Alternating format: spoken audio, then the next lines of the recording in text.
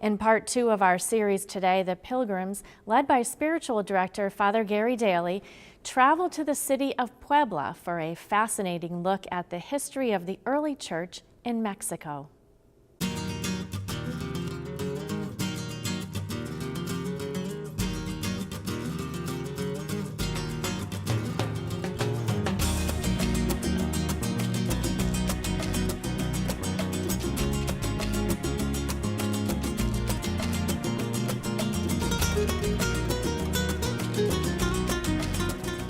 Father Gary DAILEY, and we're on day 3 of our pilgrimage in Mexico.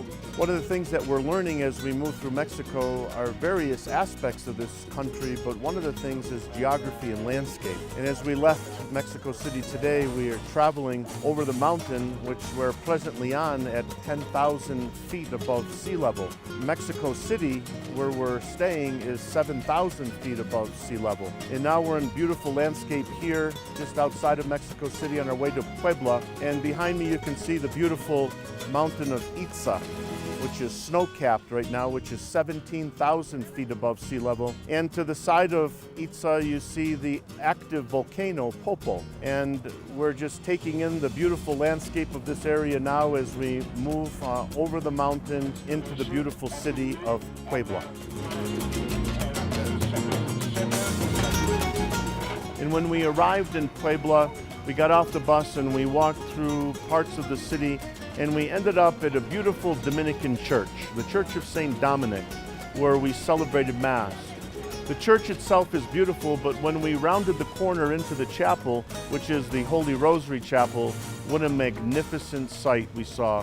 Just very Baroque, very ornate, very gold, and we celebrated Mass there in honor of Our Lady of Guadalupe. The chalice of salvation, giving thanks that you have held us worthy to be in your presence. These are the perfect readings with which to understand Our Lady of Guadalupe, because when she appeared to Juan Diego 485 years ago, when she imprinted her image in his tilma, she did so as a pregnant Aztec princess, a symbol that she was about to give birth to her son here in our continent, here in our hemisphere. Christianity had arrived in Mexico just a short 10 years before, but there were relatively few converts because most of the indigenous people were turned off by the conquistadors rather than turned on by the Franciscan missionaries to the Lord both groups proclaimed to believe in.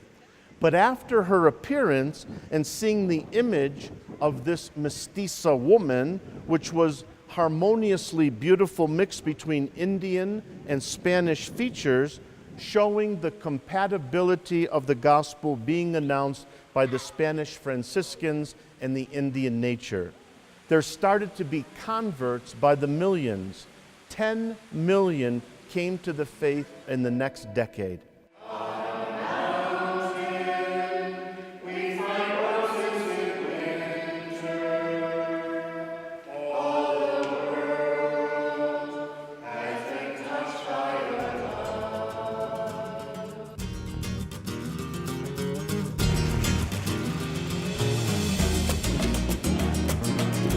Following Mass, we left the church and we made our way through the town center. And there we saw the Cathedral of the Immaculate Conception. Following the Mass that was taking place in there, the pilgrims got to go into the cathedral through the Holy Door and to witness the magnificence of the beautiful cathedral in Puebla.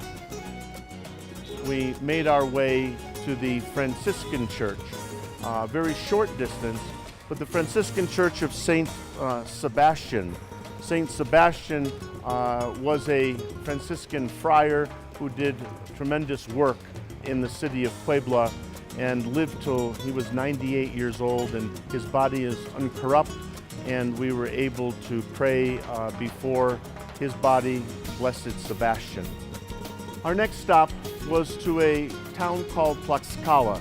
It's a place where St. Michael the Archangel visited in the year 1631 to a young man 17 years old called Diego Lazaro.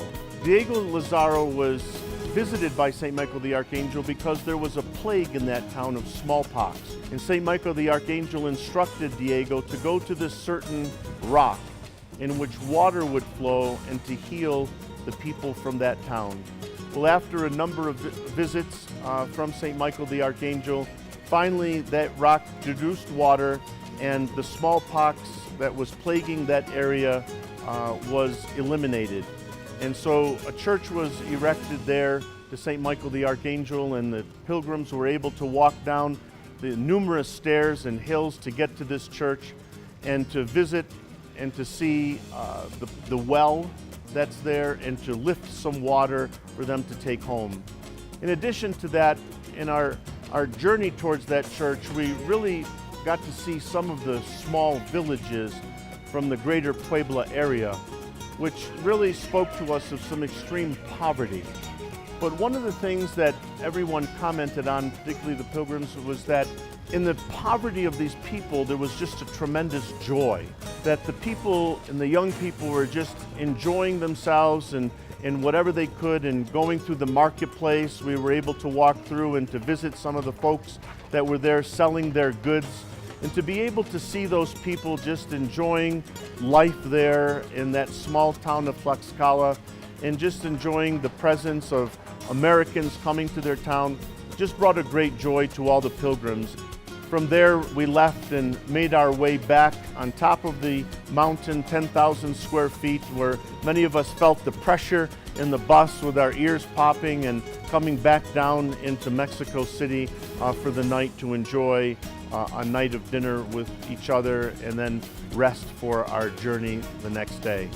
Hopefully you will join us next week so that we'll learn more about the Virgin Mary of Guadalupe.